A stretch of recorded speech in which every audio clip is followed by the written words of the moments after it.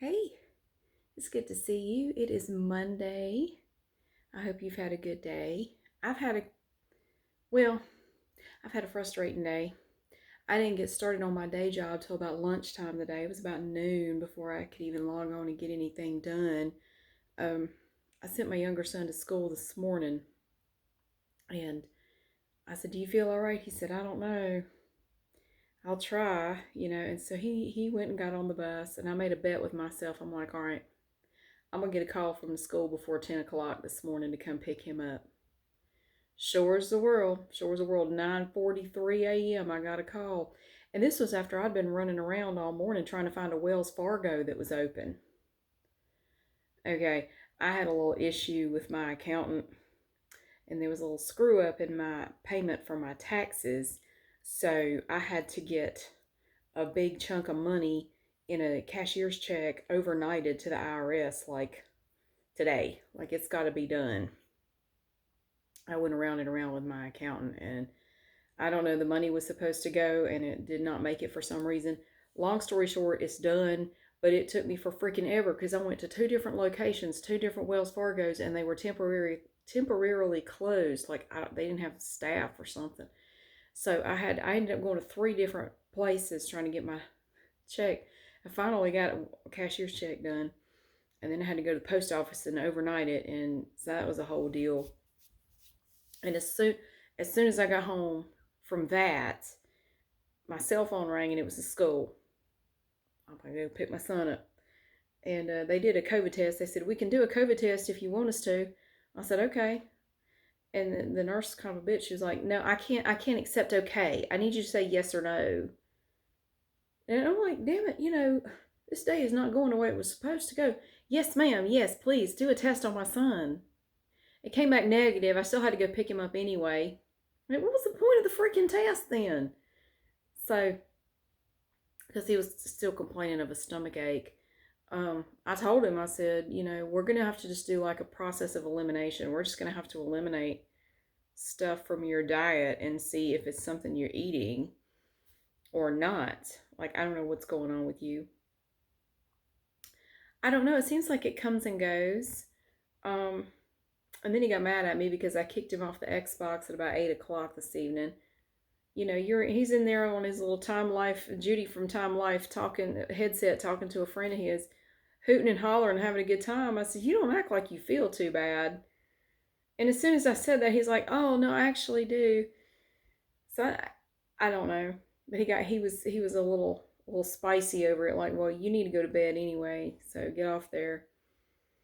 He doesn't like me right now. If you have kids, you'll go through periods of time, especially when they're like preteens and teens, where they just don't like you very much. And you have to be okay with that. If they like you all the time, you either have a Stepford child or you're not. You can't be their buddy all the time. You can't. They got buddies at school. They don't need you to be their friend. Um, I've told my kids that, like, I'm not your friend. I'm your mom. You got friends. I'm not here to be your buddy. I'm here to be your parent, and that's my job. And you're not gonna like everything I do. Um. So anyway, yeah, I finally was able to log into work and actually get some work done. And then, fortunately, there wasn't a whole lot, and I got done by probably about 3 o'clock or so. I just had like 3 hours worth of stuff. And then I did my Aldi video. I did that. And then, no, first I went out in the backyard. I was just going to weed eat the backyard. And I ended up weed eating the backyard and then mowing the backyard and then going around with the little leaf sucker and getting up all the random leaves and things. The backyard looks good. I got it looking so good back there. And tomorrow, if the weather cooperates, I was also able to weed eat the front, like get around all the trim around the front. And I pulled some weeds and, just did some generic stuff out there. And hopefully tomorrow I can get out and mow the front yard. That would be awesome. I'm feeling a lot better. I'm still a little stuffy. I still have a cough, but I definitely have a lot more energy. Definitely this hand has a lot of energy. Look at it. It's like doing interpretive dance. Woo! It has a mind of its own. Sorry. Um, so I was able to do that. And then I came inside, took a shower, put on makeup, and did the Aldi video. And then I had to edit it when I got back. I went to an exercise class and I took it easy. I didn't go crazy. I didn't overly exert myself or anything. Um, and then I came back and edited the video and got it uploaded. So hopefully tomorrow we are doing the ketchup cake. Hopefully I have everything I need to make it. I was going to do like a shop with me video where we go get the stuff, but like it's just not going to work out because some of the stuff I couldn't find. Like I was in one store and I could find one thing, but not like, well, they have the dark brown sugar, but they don't have cream cheese or food coloring. Okay, well, just go ahead and get the dark brown sugar. And then in another store, they would have the cream cheese, but I still needed ground ginger and food coloring, and they didn't have it. And I couldn't find the food coloring anywhere. I finally ended up just getting it on Amazon, and I got the ground ginger on there too. Like, I give up, man. I can't do a shop with me video. We'd have to go to like 8 different stores to find all this stuff. It was nuts. So there won't be a shop with me for this one because it's getting harder to go to a single store and find everything I need. I have the same problem buying groceries. I mean, it's been that way off and on for like 2 years now, but I think it's getting worse. So it's a little scary. Um, I would advise you to stock up on some stuff.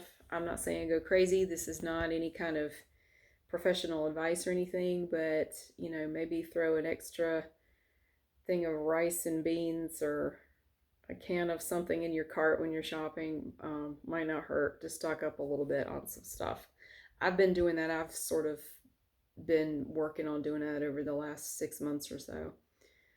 Uh, won't hurt. I mean, worst case scenario, you'll have that worst case scenario you'll need it and the world will have ended. But I mean, hey, you can eat it later. It's not like it's gonna be wasted. You could always eat it later if you end up not needing it. But that's something I've been doing.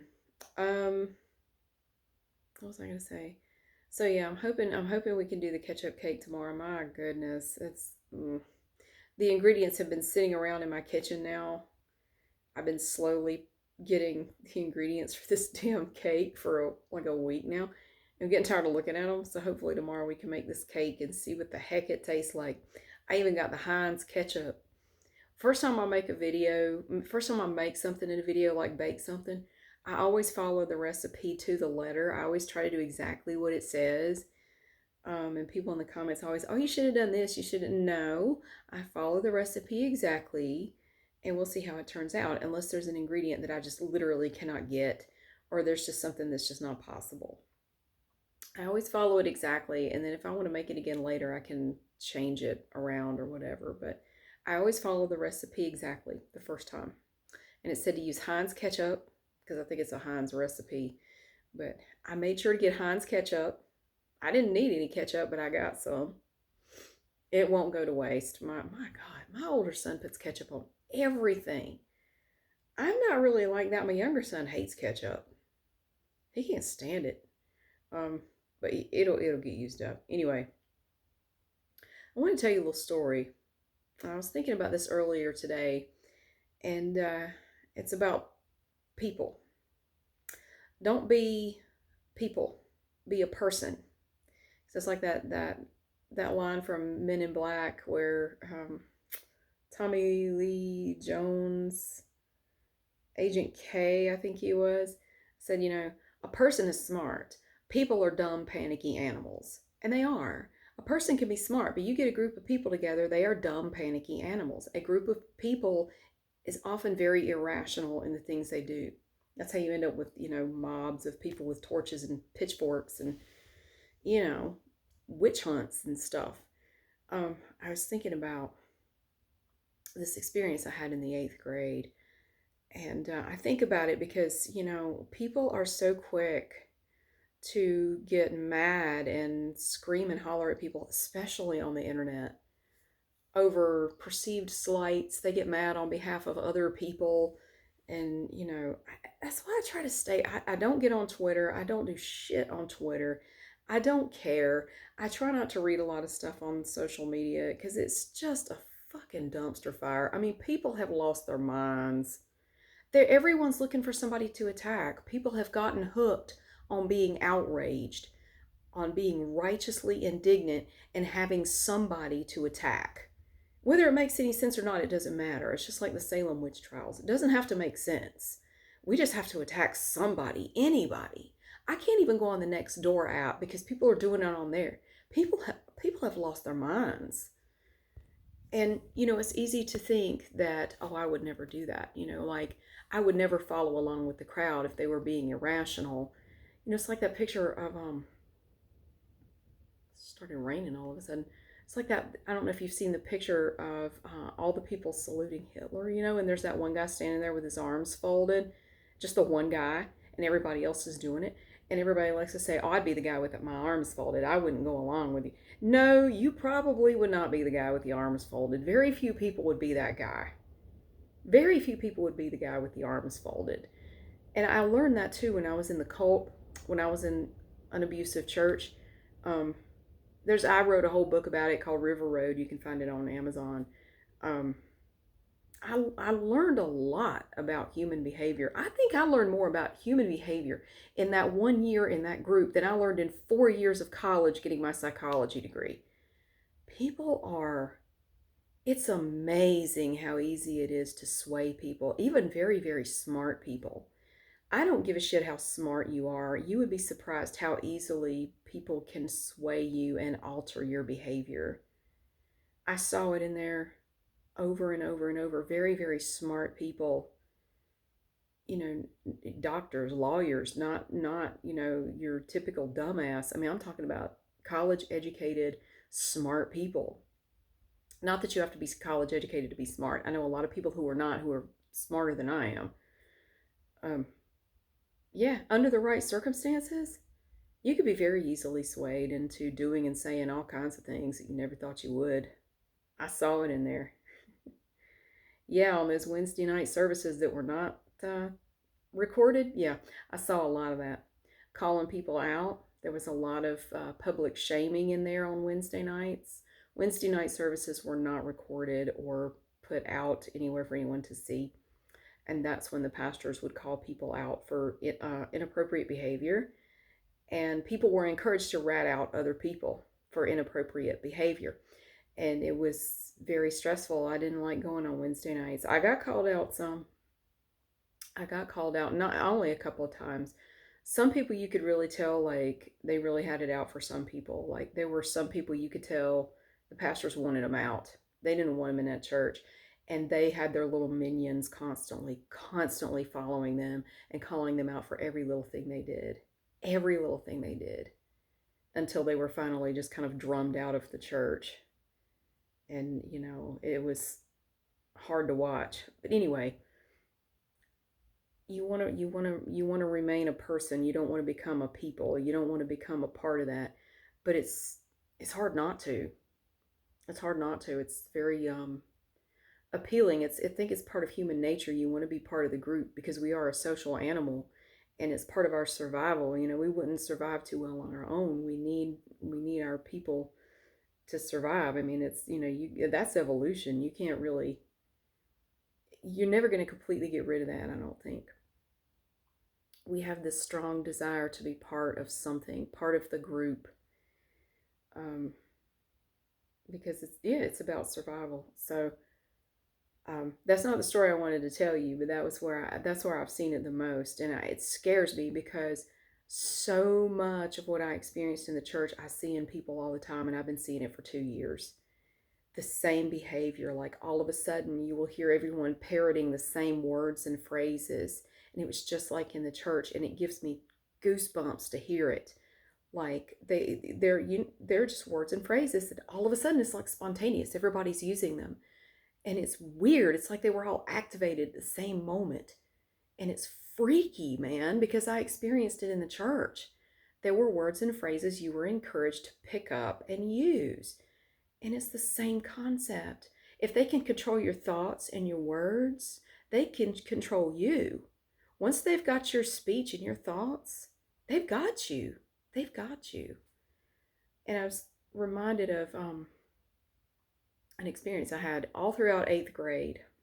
This went on pretty much my entire eighth grade year, which is like nine, the school year's like 9 months long. This went on for, I'd say, at least 6 of those 9 months. Now, my history teacher in the eighth grade, my brother loved him to death. Now, my brother is 4 years older than me. And so he had this guy like 4 years prior. And he loved him. We'll call him Mr. Smith. I don't know if I've talked about him or not. Mr. We'll just call him Mr. Smith. My brother loved Mr. Smith. He said, "Oh, you're gonna love Mr. Smith's class. He is so great. He's such a great teacher. He was my favorite teacher ever in middle school. Oh, you're gonna love his class. You're gonna love Mr. Smith." And I'd never met the guy. Well, Mr. Smith was kind of a dick. And I didn't pick up on it right away. We had been in class for maybe a month or so, and he started talking shit about other teachers. And he would talk about students. Like he would say, "Oh, I passed, this particular student in the hall, and the BO just about knocked me down. Whew, somebody needs to tell that boy to take a bath." And he would just talk about, just talk shit about kids. And the area I grew up in is kind of a poor area. I mean, you have a lot of lower income people, and that was the case for a lot of the kids he was talking about, and I knew that. And there was this one girl in our class that lived maybe a mile or two away from me, and I knew her situation was bad. She and her parents had moved here from like up in the mountains or something. They had some family in the area around where I lived, and they were homeless. Like they didn't have anywhere to stay. They had a car, and she didn't want anybody to know this, but I knew because I rode her bus, and I actually, my dad and I would take walks, and sometimes we would go by there, and I knew that they had an old school bus. Like the family that they were staying with, they had this old abandoned school bus behind their house, and they had like run power out there, and she and her parents were living in this abandoned school bus. And the people where they were staying with didn't have much either. I mean, it was like just an old little rundown house, and so I knew that she didn't have a lot. She didn't have easy access to a shower or anything, and she only had a couple of changes of clothes, and she was very self-conscious about it. And I befriended her on the bus, and she was actually really funny. She was a really, really nice person. She was kind of quiet, which I was too. I was painfully shy in school, but I knew that her situation was not good, and I certainly would never want to do anything to make her feel like I was, judging her or anything. I just wanted to be her friend. And so she was in my homeroom, I guess. So yeah, we had homerooms. So you went to all the same classes with whoever was in your homeroom. And I was still dealing with that bully. I had this one bully in the 7th grade, and then she was in my homeroom again in the 8th grade with a couple of her friends, and they ganged up on me and made my life hell. That was a whole other level of hell. That was one level of hell. She just had it in for me for some reason. I don't know why. I never did a damn thing to her. She just decided that I was going to be her victim. So she picked on me mercilessly. So anyway, so this girl, we'll call her Julie. That's not her name. So Julie was in my class. We were in the same homeroom together in 8th grade. And God, I can still see her face. It just, she actually passed away like a year ago. Very suddenly. Like I think she had like a heart attack or something. It was just like out of nowhere. Bless her heart. And she had 2 relatively young kids, and I just sucks. I think she was dealt a shitty hand in life. She really did. She was. Anyway, so we were in the same homeroom. So we have Mr. Smith for history. And Mr. Smith picks up on the fact right away that Julie only has a couple of changes of clothes. And he starts picking on her in class in front of everybody. Like, wow, Julie, it seems to me that you had that shirt on Monday. I hope you washed it, but from here, I'd say you didn't. Ooh, you kind of stink a little bit. Maybe take a shower when you get home. And he would say stuff like that. And everybody in the class, there were kids that would just bust out laughing. And I'm sitting there and I didn't say anything because I had no self-esteem. I was terrified of anybody even looking at me. I would just blush all over if anybody even looked at me. I wish I could go back and tell him to shut the fuck up. I wish I could go back and just, I don't know, just insult this man into the ground. I don't want to beat on him or anything, but like, I wish I could do that to him because there were plenty of things about his physical appearance that I could have made fun of all day long.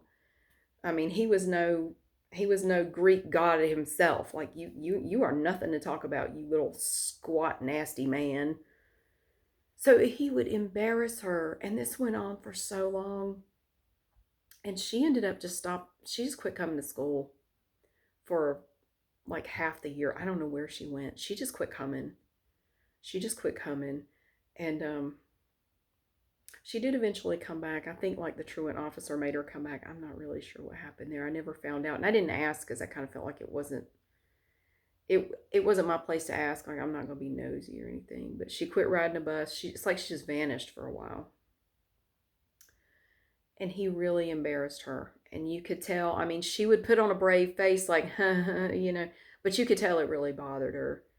Um, and I was mad at myself because I didn't say anything to him. It's like, why don't you, at the very least, I wish I had gone to him after class or something and said, look, can you lay off of her because you don't realize what her situation is. I know because I ride her bus and she lives like a mile from me. She can't help it. And you're making her feel worse than I'm sure she already does. I know she's self-conscious about it. You don't have to do that. You're not going to shame her into being different when she can't be different because that's just her situation right now. What an absolute asshole he was. And I'm sitting there like, the hell did my brother see in this man? Why did he like this guy? He's a jerk. Okay, and then later on, okay, so he talked crap about students. He talked crap about other teachers in class to the students, to the eighth graders. And he talked crap about school staff, the principal, the librarian. I mean, he talked shit about everybody. Like, are we ever going to learn anything in here other than how you feel about everyone? Are we going to learn anything that's actually going to be useful one day? I don't give a shit how you feel about the principal and the fact that she has a nicer car than you and that you don't like that. Who cares? Shut up. So, okay, so he was talking shit about the principal. And apparently word got back to the principal that he had been saying things about her. Like he was sitting there and saying, she's so ugly. She has to put on her makeup with a trowel.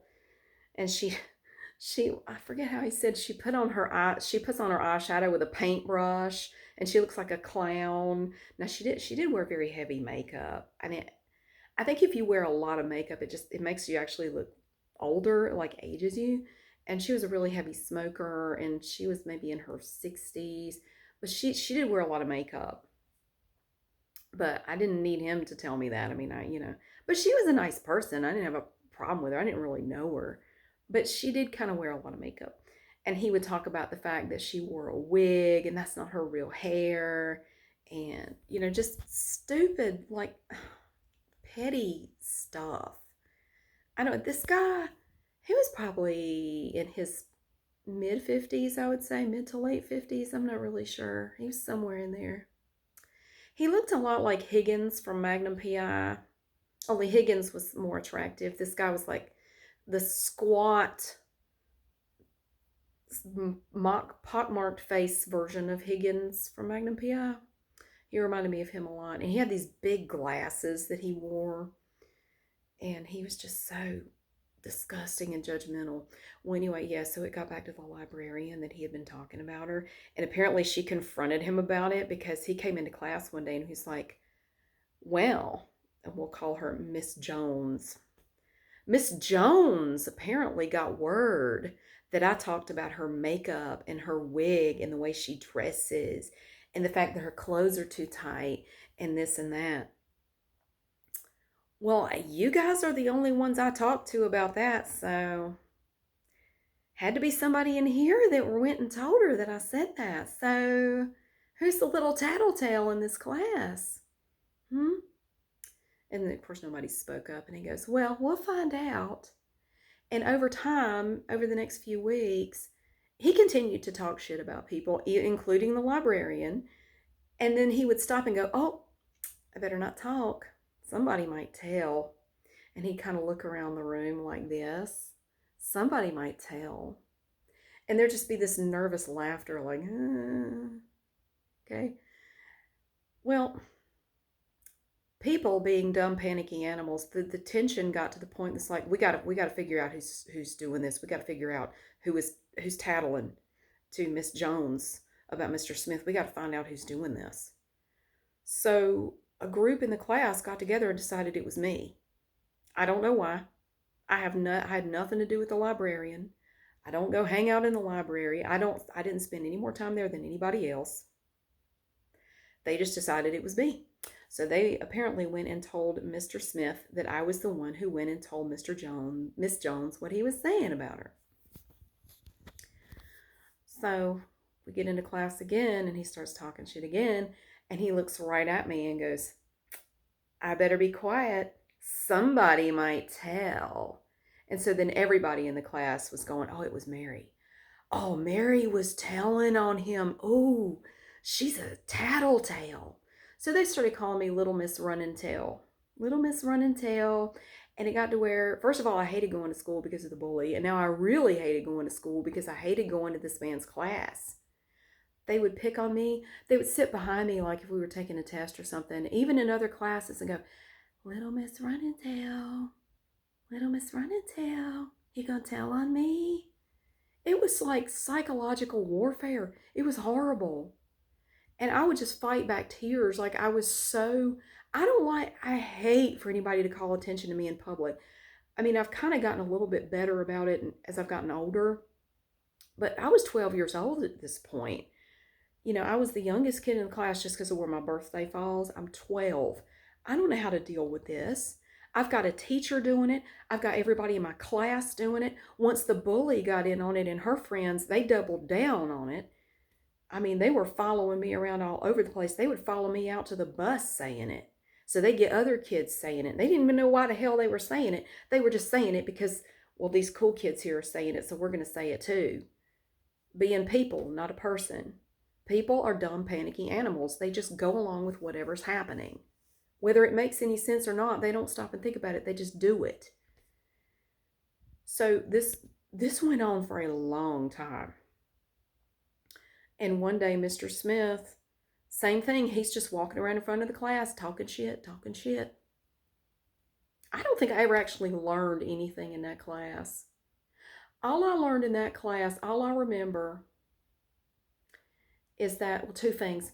He had a stump up on a shelf in front of his room. He called it the welfare stump, and it had holes drilled in it, and he had pencils in it.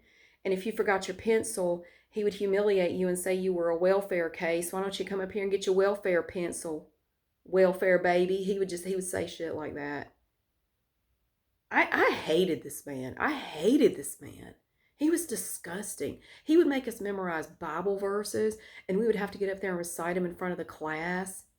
Oh my God, we did fucking Bible studies in this class. This is a public school. Now, this was back in the 80s, and of course, nobody said anything about it. I didn't say anything about it because, again, I don't want anybody looking at me. Like, I don't want any attention drawn to me any more than I have to have. So one day and the other thing I learned that at the Battle of Moores Creek Bridge, some group in the battle greased up these logs that were going across a river or a creek or something. So when people tried to cross it, they fell and like hit their crotch on the log. I remember for some reason he thought this was just the funniest damn thing he ever heard. And he went on and on and on about those greased logs and how the guys would fall and hit their junk on the log. And he just laugh and laugh like, oh my God. That's all I remember from that whole damn class.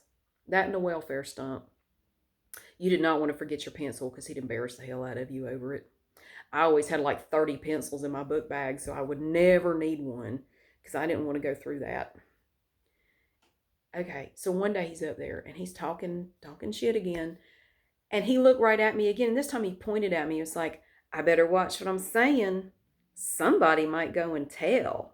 And I just broke down and just started sobbing. I couldn't take it anymore. This had been going on for months. And I just broke down sobbing. And that piece of shit sent me to the principal's office. He said I was disturbing the class. He sent me to the principal's. I had never been sent to the principal's office in my life. I hardly ever even got my name on the board. I am not a kid that gets in trouble. Sent my ass to the principal's office because I was being a disruption. Well, I got in there, and the principal, will call her Miss Marshall. I don't know. Miss Marshall's in there. She's like, Mary, what's wrong? And I didn't want to tell her. I'm like, I'm okay. I'm okay. I'm all right. She said, tell me what happened. And I guess I just thought, well, hell, if I'm little Miss Run and Tell, I might as well run and tell. I'm going to tell her every damn thing. And it all just spilled out like a flood. I just told her everything that had happened with Mr. Smith. And she's sitting there with her jaw just hanging open like, oh my God, are you serious? And I just went on and on. I just told her everything, everything. And she is just shocked. So she calls Mr. Smith in there. And Mr. Smith, I need you to come in here, please. Pulled him out of class. Well, I guess just left the kids sitting in there. And he came in, he had to sit in a seat right next to me. I still remember he was sitting right here. And she goes, Mr. Smith, I have just heard a very disturbing tale about the goings on in your class. And he gets this little angelic face like, what? What have you heard? Oh, what's the matter? Mary, are you okay? Tell me what's going on. I don't know. And so she tells him everything. Well, Mary says that you've been, saying things about other teachers and students and the librarian, and you have been pointing her out in class and saying that she went and told the librarian what you were saying about her, and it's got her very upset. And he was like, I don't know what to say. I'm sorry. There must have been some misunderstanding. I never did anything of the sort. I love Mary. I would never do that to her. What? I don't. And she must be confused because I haven't been talking about anyone. He just became suddenly just so angelic. I would never talk about anyone. And I certainly wouldn't, blame her for anything because she's one of the best students I have. Oh, Mary, I'm so sorry you took it the wrong way. I'm so sorry. And Miss Marshall, I am so sorry to bother you with this. It's clearly just a misunderstanding. And he went on and on and on, laying on the bullshit. And she was all confused, like, okay. So you're saying that what Mary's saying is not true? I just think she maybe misconstrued some things that went on, and maybe some things I said just, I think she just think there's just a misunderstanding. And Mary, I am so sorry. I had no idea that you felt this way. Oh, I am so sorry. Nothing happened to him. Long story short, nothing happened to him. Not a damn thing. He went back to class. She had me sit there and kind of collect myself, sent me back to class. And, and from then on, he still did it. But he did it a little differently. He still talk shit. Oh, I better not say anything. And he'd still look right at me and go, somebody might tell. But then he'd go, I'm just kidding. I'm just kidding. Yeah, I guess he thought that made it okay to say, I'm just kidding. I'm just joking. So he still did it. And nothing ever happened to him. I think I know who it was, though. I didn't say anything because I didn't want to get in on this damn witch hunt. I think I know who it was. There was another girl in my homeroom. I'm not naming names, but she was one of the two librarian's assistants in the 8th grade and was buddy-buddy with the librarian and would stay down there every day after school. I think it was her. It was somebody in our class, I guess, because she was finding out stuff that he was saying to us, unless he was saying it to other people too, which he probably was. But if it was somebody from our class, I'm pretty sure it was the librarian's assistant that was in our homeroom. I'm pretty sure it was her. But I never said anything because I didn't know. And deep down, I didn't care. Like, what difference does it make who told her? I mean, if you're going to go around running your mouth about somebody, you can't get upset if they find out. Don't say it out loud if you don't want to run the risk of having them confront you about it later because they might hear about it. You don't need to get mad at the person who told them. I mean, you're the one running around saying this stuff. But it was a good example early on of just how people can turn on each other based on literally nothing. Literally nothing. You know, once there's a general consensus in the right group of people, she did it, and they all go after that person. So I was very glad to get out of his class. I was very glad, and I remember one day, I was like 10, 15 years later, I was at my mom's house, and she was reading through the paper. She goes, "Oh," and she was reading the obituaries. "Oh, Mr. Smith died." I said, "Good. I'm going to go to his funeral, make sure he's dead." She said, "What?" Because she never knew about all that. I never told her. I never told her because my parents were not terribly involved in my life, and like it seemed like a waste of breath to try to tell them about it anyway. They would have just told me to ignore it. I would just ignore it and they'll stop. Mm-mm. They don't always stop. I was glad to hear he was dead. And my brother was just shocked, like he was never like that when I had him. He was nothing like that. He was so different. I'm so sorry you had that experience. I did tell my brother about it, you know, about what went on. He said, "Oh my God, the hell." Um, so don't be a people, be a person. You know, just because you see a bunch of people jumping on a bandwagon and screaming and yelling and pointing fingers like they're in the damn invasion of the body snatchers doesn't mean you need to go along with it. Stop, take a minute, step back, look at the facts of the situation, be objective. Do not base your actions on how you feel. You need to base them on what's true, not what you think, not what you feel, not what somebody's telling you to do.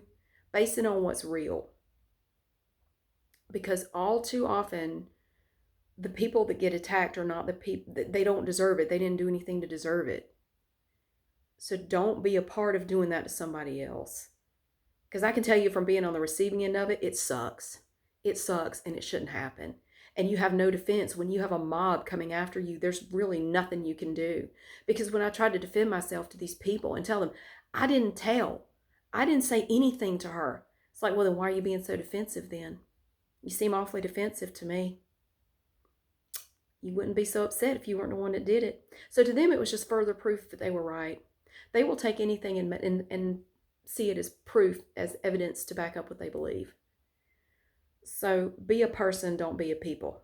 And I try very hard every day to do that myself. Look at the facts.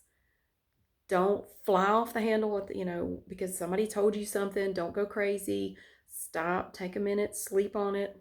Learn for yourself what's true before you decide how to act. And base your actions on facts, not how you feel. That's my lesson for the day. Now I'm going to get ready for bed. And yeah, and tomorrow is ketchup cake. So thank you so much for being here. I hope you have a great day, and I will see you again soon.